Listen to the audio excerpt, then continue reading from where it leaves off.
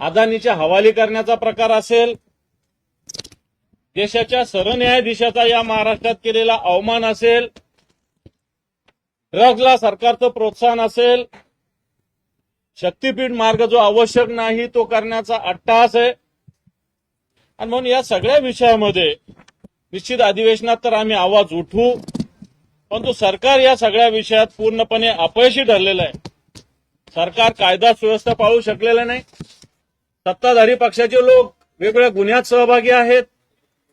पुण्याचं हगवणे प्रकरण आपण बघितलं, आत्ताच एक प्रकरण आलेलं आहे. एक मुंब्र्याचे ठाण्याचे जे राष्ट्रवादीचे नेते खुनाच्या प्रकरणात सहभागी आलेले, ज्या व्यक्तीचा खून झाला त्याची पत्नी इथं आलेली आहे. आणि मग सत्ताधारी पक्षाचेच लोक वेगवेगळ्या गुन्ह्यामध्ये सहभागी आहे. पोलिसांचं पूर्णपणे त्याला संरक्षण आहे. मुख्यमंत्री उपमुख्यमंत्री एक प्रकारे या सगळ्या गोष्टीला प्रोत्साहन देतात. एकीकडे मुख्यमंत्री भ्रष्टाचार मुक्तीच्या गोष्टी करतात आणि एकीकडे 3,000 4,000 कोटीचा भ्रष्टाचार होतो. या राज्यात 92,000 कोटी रुपये कॉन्ट्रॅक्टरांचं देणं आहे. जलसंधारणाचे 903 कामं या सरकारने रद्द केलेले आहेत. एसटीच्या बसेस अजून आलेल्या नाही. रोज बघा एसटी वारीसाठी एसटी जातात. काल एक एसटी दाखवली की 3 नट वर चालवली एसटी आहे. आता सकाळी एक एसटी दाखवली की तिचं शॉकअपच नसलेली एसटी आहे. आणि म्हणून अशा पद्धतीनं हे राज्य कुठे घेऊन चाललेलं आहे. भारतीय जनता पार्टीनं कुठे नेऊन ठेवला महाराष्ट्र म्हटलं होतं, तसं आता भारतीय जनता पार्टीनं आणि या त्यांच्या बरोबरच्या जे आमच्यातून गेलेले गद्दार लोक आहे यांनी कुठे नेऊन ठेवला महाराष्ट्र, ही परिस्थिती निर्माण झालेली आहे. आणि म्हणून या सगळ्या विषयाला जनतेच्या न्यायालयात आम्ही जात आहोत, परंतु विधिमंडळात निश्चित याच्यावर आवाज उठू. परंतु या सरकारच्या, कारण हे सरकार भ्रष्टाचारी आहे, हे सरकार बेईमान आहे, हे सरकार शेतकरी विरोधी आहे.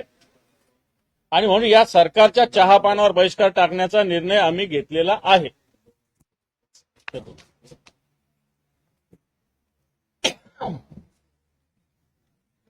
उद्यापासून अधिवेशन सुरू होतं आणि आपल्याला माहिती असतं की पूर्वी संध्येला चहा पाण्याचा कार्यक्रम असतो.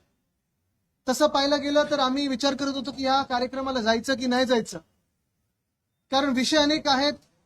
जे महाराष्ट्र द्वेष्टे आहेत त्यांच्या चहा पाण्याच्या कार्यक्रमाला जायचं म्हणजे पाप तर आहेच, पण मला वाटतं ज्या पद्धतीने हे महायुती किंवा महाझुटी सरकार म्हणजे एक भाजप पक्ष आणि 2 गद्दार गँग, हे जेव्हा आपण पाहतोय ज्या पद्धतीने हे सरकार चालवण्याचा प्रयत्न करतायत, 3 दिशेला 3 तोंड आहेत, एकामेकांमध्ये भांडण आहेत. मग ती बंगल्यांवरनं असतील, गाड्यांवरनं आहेत, कुठच्या जिल्ह्याचे कोण मालकमंत्री बनणार, कोण पालकमंत्री बनणार, या खात्यातून त्या खात्यात पी येतात की नाही येत. आणि मग हेच नाही तर मुख्यमंत्र्यांसमोर जाहीरपणे हे पण सांगतात की माझा फंड ह्यांनी चोरला, त्यांचा फंड त्यांनी चोरला. कदाचित त्यांच्यामध्ये देखील अजूनही थोडं एक कोऑर्डिनेशनची गरज आहे. आणि म्हणून आम्ही हा निर्णय घेतला की चहापानाच्या कार्यक्रमामध्ये एकामेकांची तोंड तरी बघतील ते.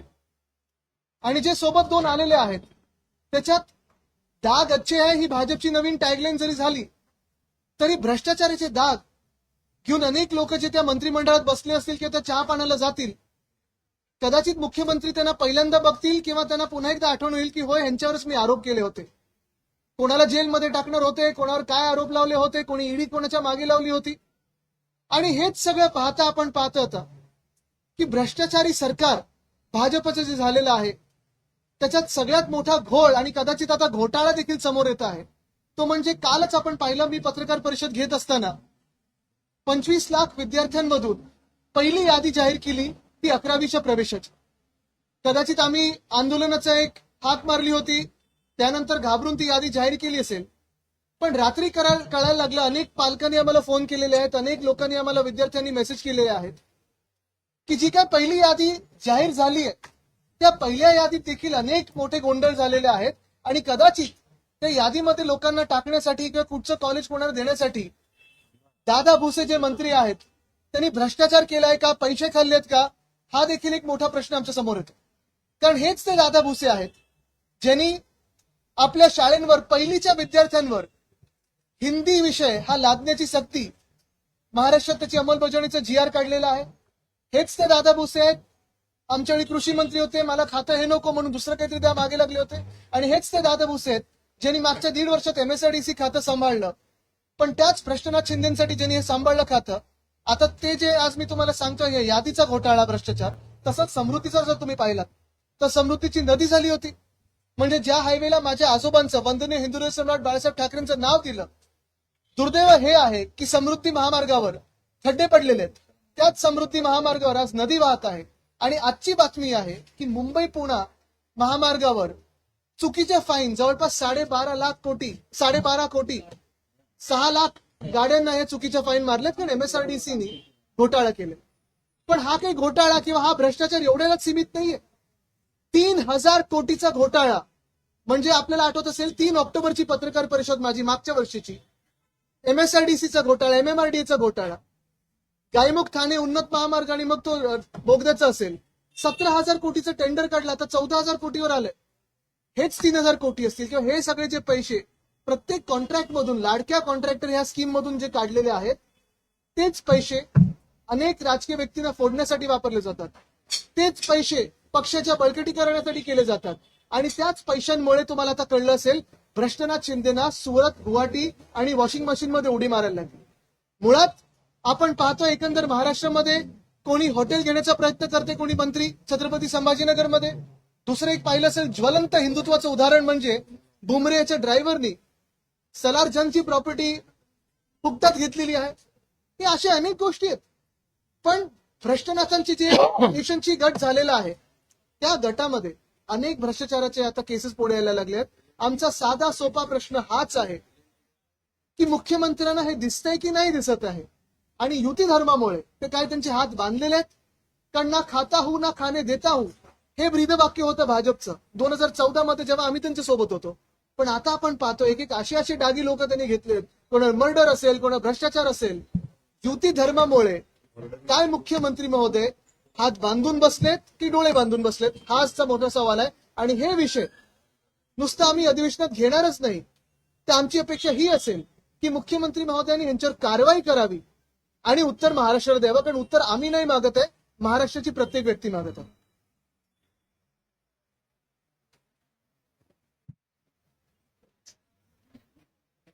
महाराष्ट्रामध्ये अनेक विषयाच्या संदर्भात, उद्याच्या अधिवेशनाच्या संदर्भात आमचे विरोधी पक्षनेते आणि आदित्यजींनी बऱ्याच गोष्टी सांगितल्या. 2-3 गोष्टीवर महत्वाचा विषय असा आहे की शेतकऱ्याला पूर्णतः वाऱ्यावर सोडलेला आहे. शेतकऱ्यांची संपूर्णतः कर्जमाफी देतो म्हणून सांगितलं आणि आता समिती नेमत बसली. म्हणजे बळीराजाला फसवण्याचं पाप करणारे हे सरकार आहे. ज्या बळीराजाच्या भरोशावर खातात आणि त्या बळीराजाला म्हणतात तुझ्या अंगावरचे कपडे आम्ही दिलेत, तुझ्या पायातले चपला आम्ही दिलेत, तुझ्या बापाला दिलं, तुझ्या मायेला दिलं, अशा प्रकारचे घाणेरडी भाषा वापरून समस्त शेतकऱ्यांचा अवमान करणारे सरकार आहे. की खरं तर हे वक्तव्य माजी मंत्री असलेल्या लोणीकरांनी केलं आणि या संदर्भातली पुढची भूमिका आमची काय राहील ते आम्ही ठरवू. पण अशा मनोवृत्तीच्या, विकृत मनोवृत्तीच्या विचार असलेल्या सरकारच्या चहापाण्याला जायचं का? राज्यातली कायदा सुव्यवस्था पूर्णतः उद्ध्वस्त झालेली आहे. रोज खून होत आहे, बलात्कार होत आहेत, काही कायद्याचा धाक राहिलेला नाही, पोलिसांचा धाक राहिलेला नाही.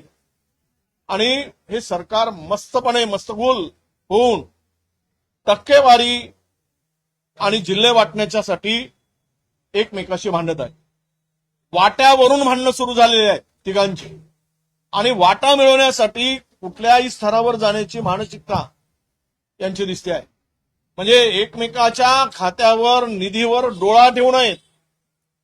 हे डोळा ठेवून यासाठी आहेत की यांना डोळा मारून घ्यायचा आहे, म्हणून एक दुसऱ्याच्या खात्यावर. यांना जनतेच्या कामावर डोळा ठेवायचा, जनतेच्या प्रश्नावर यांचा डोळा नाही आहे. यांचा डोळा कुठे आहे तर निधीवर डोळा आहे. अधिकाधिक निधी मिळवायचा आणि त्यातून आपली टक्केवारी काढायची. आपल्याला माहित असेल की महाराष्ट्रामध्ये अवकाळी पाऊस मोठ्या प्रमाणात आला आणि त्यामध्ये प्रचंड नुकसान झालं. 2 वर्षापासून 1 रुपयाही शेतकऱ्याला मिळालेला नाही. या सगळ्या नैसर्गिक आपत्तीमध्ये झालेल्या नुकसानीचे पैसेच मिळत नाही. आणि मग अशाच सरकारच्या चहा पाण्याला काय जायचं आम्ही?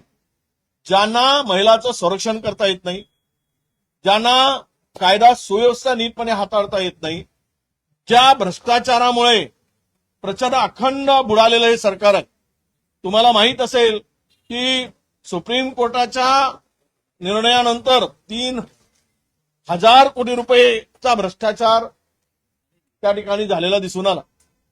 म्हणजे 3,000 कोटी रुपये त्याच्यावर ब्र काढायलाही तयार नाही. इथे कुठलंही काम पैसे दिल्याशिवाय होत नाही. खालून वरपर्यंत निधी मिळवायची असेल तरी टक्केवारी मोजावी लागते, तरच मंत्रालयातून पैसे सोडले जातात. अशा म्हणजे आपण पाहिलंय की कांदा उत्पादक शेतकऱ्याला वाऱ्यावर सोडलं. हमी भावाचा पत्ता नाही. कापसाला भाव मिळत नव्हता. सोयाबीनला भाव नाही. या मधातल्या पावसानं दडी मारल्यामुळे कापसावर वाणी नावाची किडी आली आणि ते प्रचंड उगवलेलं कोंब फस्त करून गेली. कुठलेही पंचनामे नाहीत किंवा मदतीचा त्यामध्ये कुठेही प्रावधान आहे. म्हणून अशा या सगळ्या अनेक प्रश्न आहेत की ज्यामध्ये या सरकारने सत्तेवर आल्यानंतर जनतेला वाऱ्यावर सोडलंय, बेरोजगारांना वाऱ्यावर सोडलंय, अनेक निर्णय फिरवलेत. खाजगी कंत्राटी पद्धतीनं ज्या कंपन्यांना काम दिलं होतं त्याला स्थगिती दिली, परत ते काम पुन्हा सुरू केलं आणि सगळ्या बेरोजगारांची फसगत चालली. प्रचंड मोठ्या प्रमाणावर कंत्राटीकरणाचं काम सुरू झालं. ज्या राज्यामध्ये पोलीस, महिला अधिकारी सुद्धा सत्ताधाऱ्यांच्या पुढे सुरक्षित नाहीत, तिचा सुद्धा विनयभंग केला जातो. म्हणजे इथपर्यंत हिंमत या सगळ्यांची गेलेली आहे. म्हणून आम्ही या चहा पाण्याच्या कार्यक्रमावर बहिष्कार टाकायचं ठरवलं आहे. अनेक मुद्दे आहेत, तुम्हाला त्याचं निवेदन सगळ्यांना त्यानंतर मिळणारच आहे. पण इतका नालायक सरकार महाराष्ट्राच्या इतिहासात कधी झालं नाही. हे सरकार, अशा पद्धतीचं सरकार आपल्याला बघायला मिळत आहे. प्रश्न गेले काही दिवस हे सरकार स्थापन झाल्यापासून महाराष्ट्र राजकीय दृष्ट्या उद्ध्वस्त झालाय.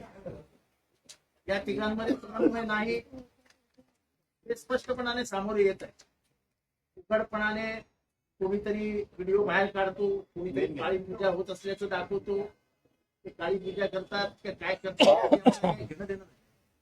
पण प्रश्न आहे की पुरोगामी महाराष्ट्रामध्ये या काळ्या पूजेला एवढं महत्व कधीपासून यायला लागलं, याच्यात काय प्राप्त होतं? जिथे जावं तिथे नगरसेवक फोडण्याचे प्रकार सुरू झालेले आहेत. हे नगरसेवक फोडताना 3-3 कोटी 5-5 कोटी घेतल्याचं दिल्याचा दावा छुपेपणाने उघडपणाने त्यांच्याच पक्षातली लोक करतात, त्यांच्याच पदाला धोका निर्माण झाला. ते येतात कुठे? 3,000 कोटी रुपये एकाच टेंडर मधनं खाणार असा, एका टेंडर मधनं 3,000 कोटी रुपये काय होणार आहे महाराष्ट्रात? मला आजही आठवतं 1989 साली पोफोर्सचा घोटाळा झाला, असं बोंबोंब झाली, स्कॅम झाला आणि 65 कोटी रुपये घेतले असा आरोप जॉर्ज फर्नांडिस यांनी तत्कालीन कैलासवासी राजीव गांधी यांच्यावर केला. राजीव गांधींचा त्याच्यानंतर झालेल्या निवडणुकीत दारुण पराभव झाला. 65 कोटी रुपयामध्ये अख्खं केंद्र सरकार उलटलं. इथे सर्वोच्च न्यायालयाचे न्यायाधीश कोण असं दाखवतात आणि सांगतात याच्या 3,000 कोटीचा गफला आहे. तुम्ही मागे घेता टेंडर का आम्ही याच्यावर काही करावं? अख्खं सरकार सुप्रीम कोर्टात खाली धावत जातं. दुसऱ्या दिवशी टेंडर मागे घेतं, पण मागे घेताना येतं सिद्ध झालं ना 3,000 कोटीचा घोटाळा आहे. 3,000 कोटी? अरे काय तुमच्या बाचे पैसे आहेत का? आमच्याच 12 कोटी जनतेचे पैसे तुम्ही असे खाणार आणि असे मुक्त हस्ताने वाटणार. जुगारात हा जो राजकीय जुगार सुरू झालाय केविलवाणा आणि किळसवाणा. कायदा आणि सुव्यवस्थेबद्दल न बोललेलं बरं.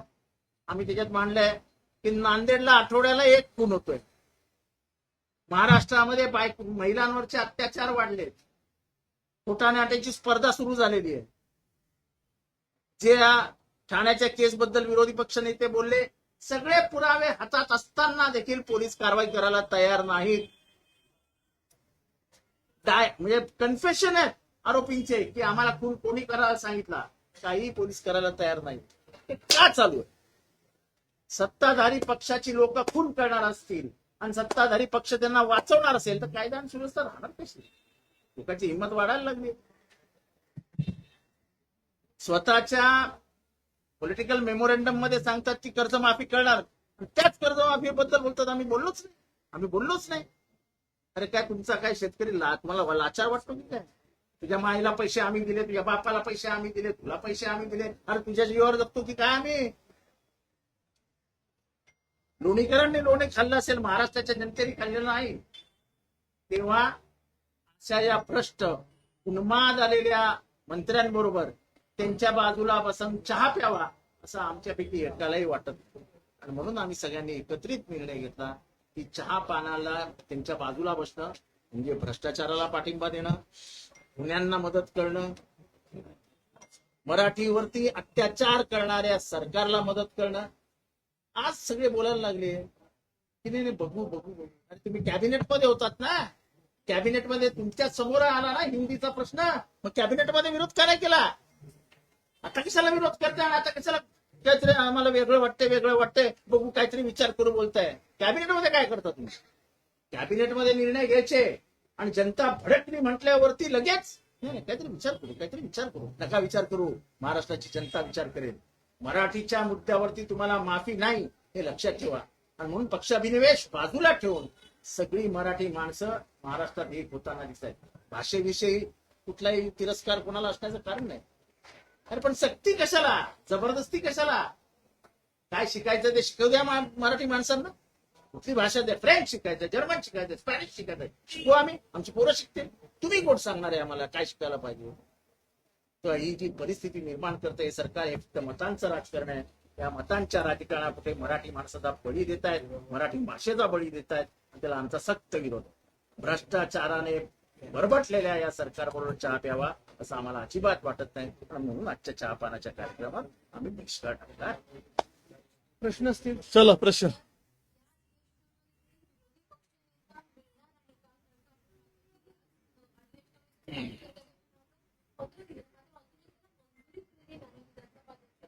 सरकारला विचारलं. मला असं वाटतं हा प्रश्न तुम्ही सरकारला किंवा विधानसभा अध्यक्षांना विचारला पाहिजे, आम्हाला विचारण्यापेक्षा. कारण आमच्याकडून जी प्रोसेस आहे ती पूर्ण झालेली आहे. आम्ही तिन्ही पक्षांनी मिळून नाव आमचं भास्करराव जाधवांचं दिलेलं आहे. आता हे काय आमच्या हातात नाहीये ना, सरकार आणि विधानसभा अध्यक्षांनी निर्णय घ्यायचा आहे आणि तो घ्यावा. ज्यांनी संविधान हत्या दिवस साजरा केला त्यांना आपण प्रश्न विचारावा. हा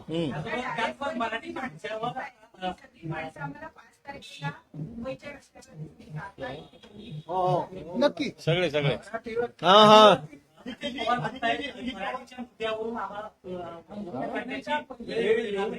बघा, एक ह्याच्यात महत्वाचा प्रश्न हाच आहे. ह्याच्यात महत्वाचा विचार करण्याची हीच गोष्ट आहे की गेल्या 10 वर्षांमध्ये असेल आणि खास करून गेल्या 5 वर्षांमध्ये असेल का म्हणून आम्ही विश्वास ठेवायचा भाजपावर की ते हे भाजप महाराष्ट्र प्रेमी आहेत.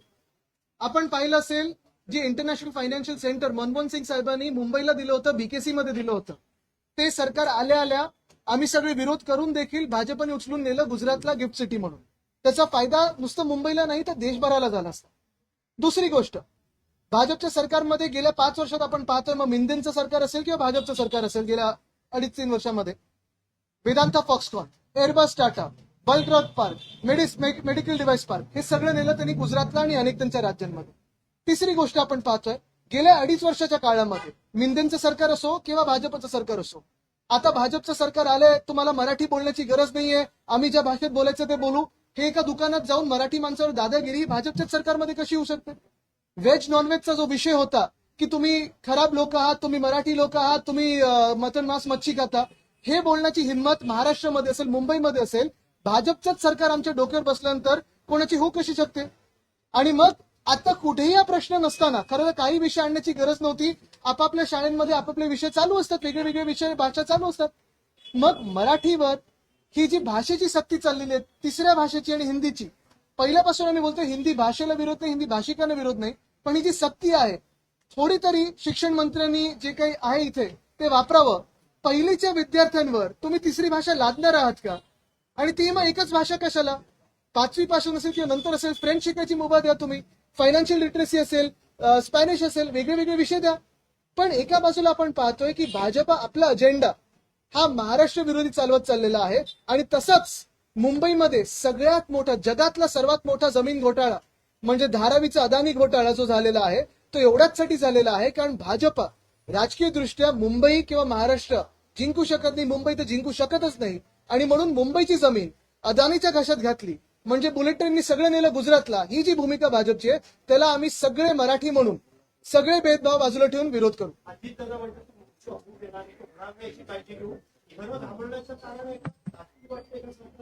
बघा, होऊ देणार नाही, नाही होण्याची गरज नाही आणि होऊ देणार नाही याच्यामध्ये फरक आहे. होऊ देणार नाही म्हणत असतील आणि पोलिसांचं बळ लावत असतील, कितीही बळ लावलं तरी आम्ही ते तोडून मोडून पुढे जाऊ.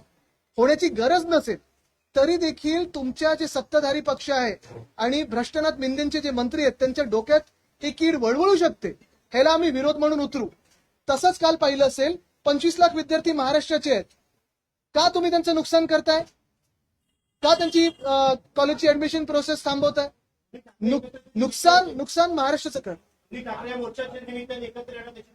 मराठी माणूस एकत्र येतो म्हणून भीती वाटते. मराठी होऊन दे मग येतो.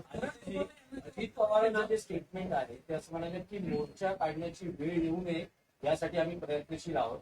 ही एक शक्यता व्यक्त केली जाते की हा अध्यादेश कदाचित आज किंवा उद्या अधिवेशनाच्या काळात मागे घेतला जाऊ शकतो. एक समिती स्थापन केली जाऊ शकते तज्ज्ञांची आणि त्यानंतर समिती वगैरेची गरजच नाही. त्या समितीला देखील आमचा विरोध आहे कारण पहिलीपासून जर तुम्ही तिसरी भाषा लादणार असाल आणि एकच ही हिंदी भाषा लादणार असाल आमचा विरोध राहील. जीआरच का काढला? मुख्य गोष्ट म्हणजे जीआर का काढला तुम्ही? आणि परत एकदा मी तुम्हाला सांगतो, युती धर्मामुळे असं काही झालंय का की फडणवीस साहेब हतबल झालेत? म्हणजे तसं युपीए बद्दल भाजप आणि आम्ही सगळे एनडीए बोलायचो की प्रधानमंत्री चांगले आहेत पण हतबल आहेत, कोअलिशन धर्म आहे. तसं आज कोअलिशन धर्माची अडचण मुख्यमंत्री महोदयांवर येते का? आणि परत त्याच्याही पुढे जाऊन तुम्हाला सांगतो, काल जो मी शंकाची उपस्थित केलेली आहे की मुख्यमंत्र्यांना अडचणीत आणण्यासाठी भ्रष्टनाथ मिंदेंचे मंत्री काही प्रयत्न करतायत का, हा देखील विचार आपण करणं गरजेचे आहे.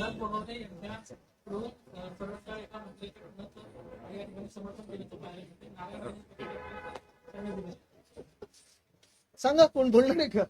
पण हे मंत्री प्रधानमंत्र्यांच्या बाजूला बसू शकतात खून करून. म्हणजे प्रधानमंत्र्यांच्या सुरक्षेला देखील किती मोठा धोका ह्यांनी निर्माण केला हा विचार करा. बाकी का खाकीत रुमाल नाही म्हणून मी जास्त बोलू नाही शकत. किती मर्डरी केल्या.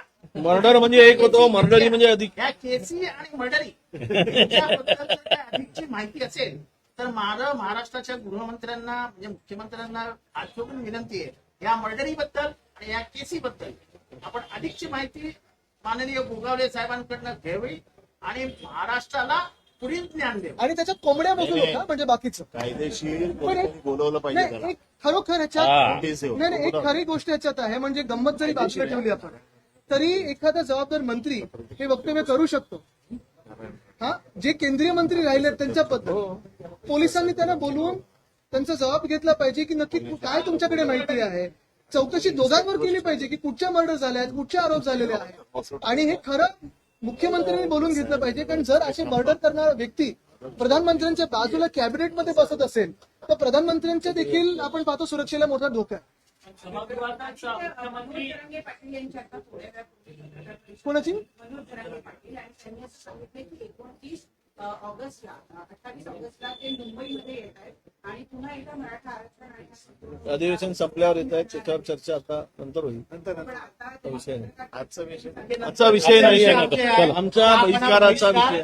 आणि मराठी सक्ती करणाऱ्यांच्या विरोधात निषेध. अभिषेकजी थांबा, तुमची सक्ती नंतर, पहिली आमची सक्ती, पहिली आमची शक्ती मग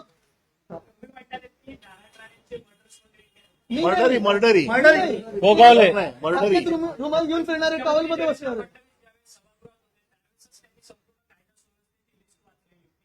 तरी देखील त्यांचा भाजपमध्ये मोठा पक्षप्रवेश झालेला होता. मुख्यमंत्र्यांना एवढं समजून देखील त्यांनी हा पक्षप्रवेश. मग म्हणूनच मी विचारतोय ना की मुख्यमंत्री हतबल आहेत का, कोलिशन धर्म आहे का, युती धर्म आहे का? राज्यसभा में न्याय न होगा, सच्चे को फांसी होगी, झूठा मौज उठाएगा, असं चाललेलं.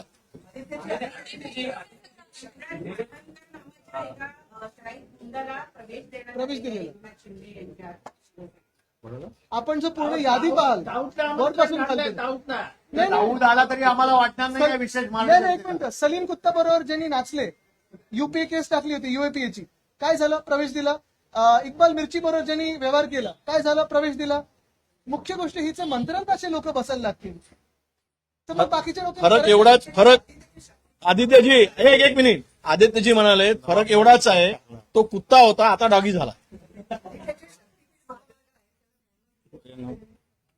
केलेला आहे पण 20,000 कोटी जर राज्य सरकार खर्च केले त्याचा थेट परिणाम राज्याच्या बजेटवर 22% होणार आहे.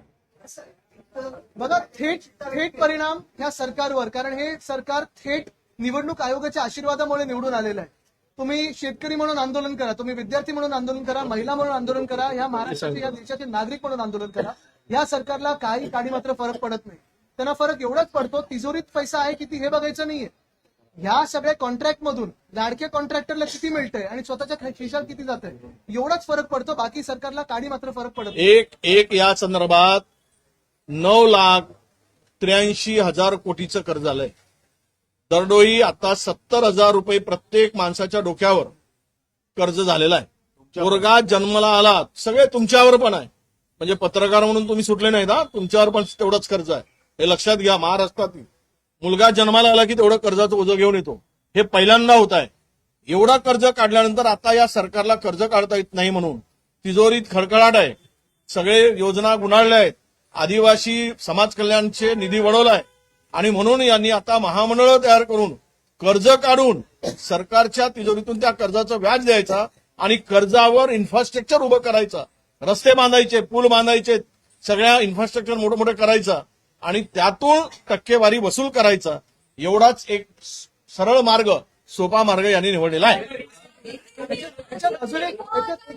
त्याच्यात अजून एक महत्वाचं म्हणजे आपण पाहिलं असेल, हे तुम्ही कितीचा खर्च बोलताय? 55,000 कोटीचा समृद्धी महामार्ग आहे. खड्डे पडले नाही पहिल्या वर्षात, उद्घाटन झाले, नदी आली, नदी वाहिली नाही, त्याच्यावर ब्रिज कोसळला नाही, क्रॅक्स गेले नाहीत, अटल सेतूच्या आजूबाजूला क्रॅक्स गेले नाहीत. कोस्टल रोड जे आम्ही बनवायला सुरू केलं होतं, मिंते जेव्हा सरकारमध्ये बसले, रोड सर्फेसिंग तेव्हाच्या काळी झालेलं आहे. रोड सर्फेस जाऊन बघा टनलमध्ये कशी आहे. मेट्रो 17 दिवसापूर्वी जे उद्घाटन झालं त्याची भिंत कोसळते. हे आज दुर्दैवी चित्र महाराष्ट्राचं. आपण एका काळी आपल्याला देशातलं प्रगत राज्य म्हणायचो किंवा सरकार आपलं आपण पाहत होतो, अनेक वेगवेगळी कामं करायची, पण आज महाराष्ट्र कशात फसलेलं आहे, कशात अडकलेलं आहे? ह्या वादांमध्ये अडकलेलं. मी आदित्यजी हो, समृद्धीचं स्ट्रॅटेजी योजनेमध्ये नक्कीच. दोन नवे निकष येत आहेत, लाभार्थींची संख्या कमी केली जाते आहे, तर त्या संदर्भात विरोधी पक्ष तुम्ही आता उद्यापासून पाहाल आमची लढाई वाढवून द्या.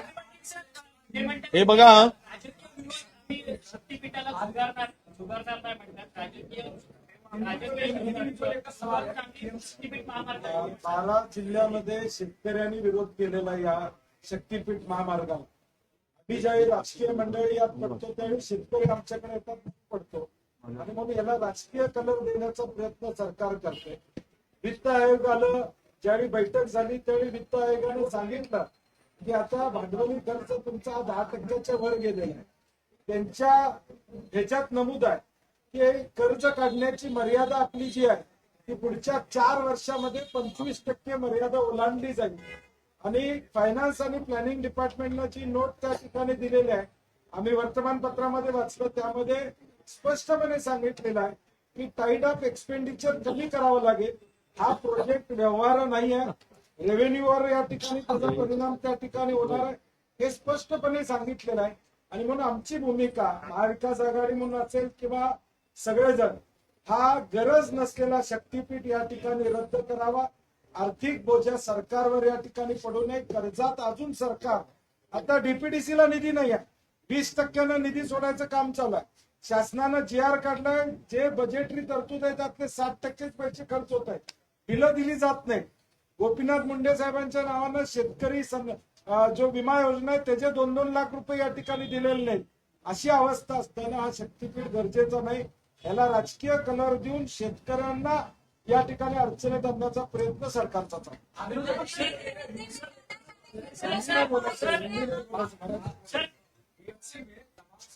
मराठी घेता होतं ना, मराठी दो मिनिट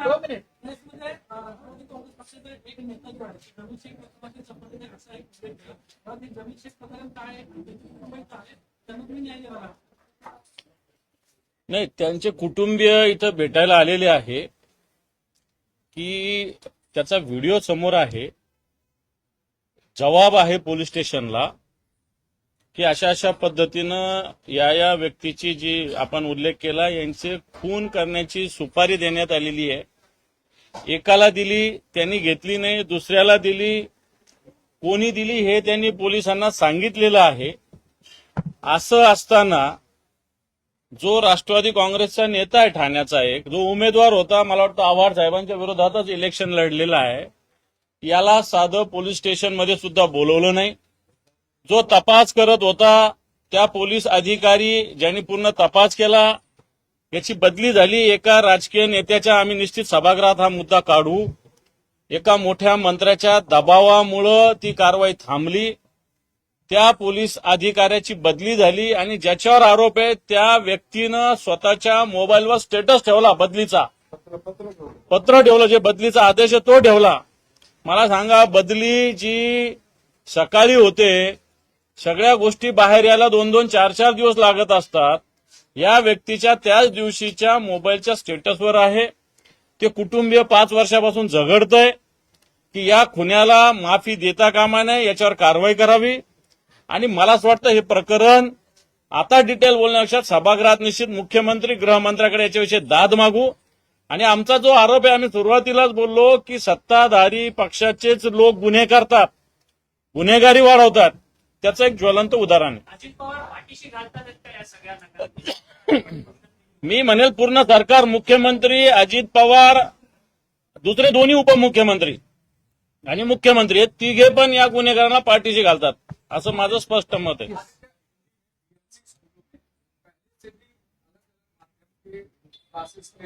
उसके बावजूद सरकार का स्पेसिफिक नोटिफिकेशन आना किस तरफ इंडिकेशन है? दूसरा, जब सरकार ये कह रही है कि 15 भाषाएं उससे हिंदी है, तो अपोजिशन को उस सरकार पर भरोसा नहीं है.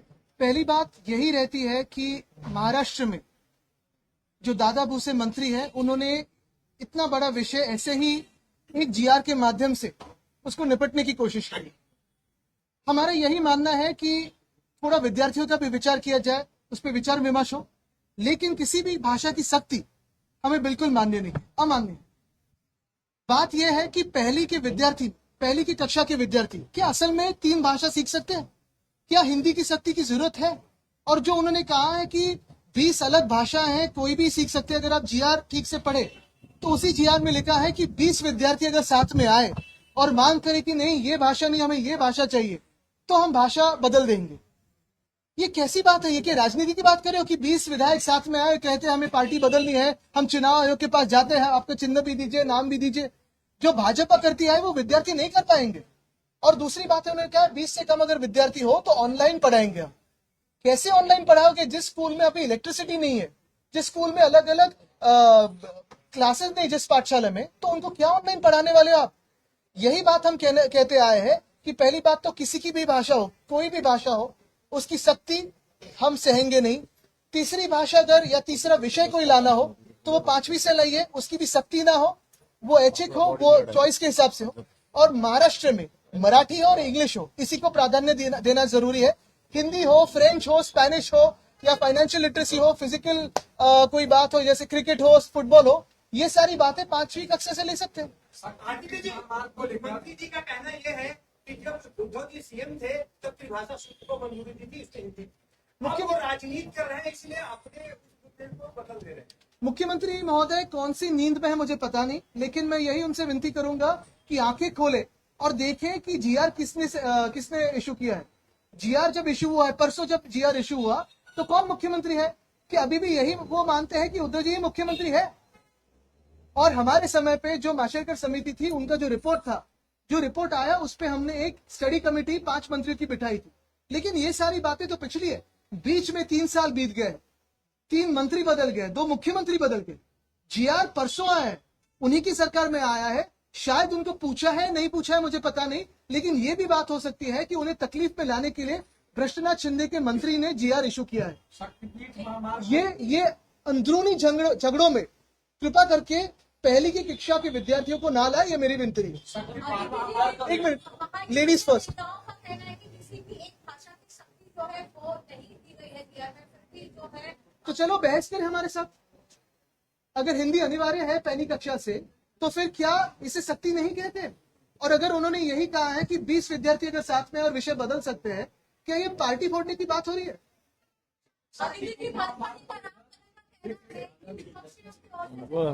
थोड़ा आराम करो।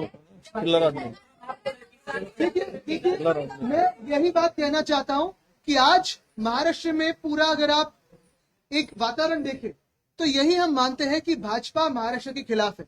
पिछले 10 सालों में भाजपा ने जो अन्याय महाराष्ट्र पे किया है, पहले इंटरनेशनल फाइनेंशियल सेंटर चुरा के ले गए गुजरात, फिर वेदांता फॉक्सकॉन हो, एयरबस टाटा हो, बलग्राड पार्क हो, एयर इंडिया के हेडक्वार्टर हो, काफी सारी चीजें लेके चुरा के गए गुजरात। अगर किसी के फेस्टिवल्स पे, किसी के त्योहारों पे बंदी लाए तो हमारे मराठमोळे जो गणपति बप्पा है उनके पीओपी के आइडल्स पे वो बंदी ला रहे हैं। क्यों ना हम माने कि भाजपा महाराष्ट्र विरोधी है। सारे के सारे अगर मुंबई की ताकत देखिए, कम करने की कोशिश कर रही है भाजपा। आज मुंबई हो, महाराष्ट्र हो, इसका महत्व कम करने की जो कोशिश भाजपा कर रही है उसके खिलाफ हम लड़ते रहेंगे। और मुझे विश्वास है कि सारी महाराष्ट्र की जनता और सारी महाराष्ट्र प्रेमी जनता साथ आके इसका विरोध करेगी।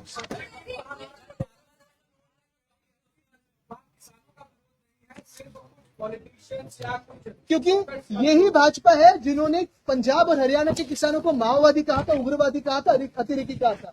यही भाजपा है जिन्होंने पंजाब, हरियाणा और छत्तीसगढ़ के किसानों पे टीयर गैस छोड़े थे, लाठीचार्ज किया था। और यही भाजपा है जब महाराष्ट्र में भी किसानों का और कामगारों का मोर्चा मुंबई तक आ रहा था, उन्होंने उनको माओवादी कहा था, मैंने जाके उनका स्वागत किया था। तो ये भाजपा किसानों के खिलाफ है, कामगारों के खिलाफ है, महाराष्ट्र के खिलाफ है। धन्यवाद। चलो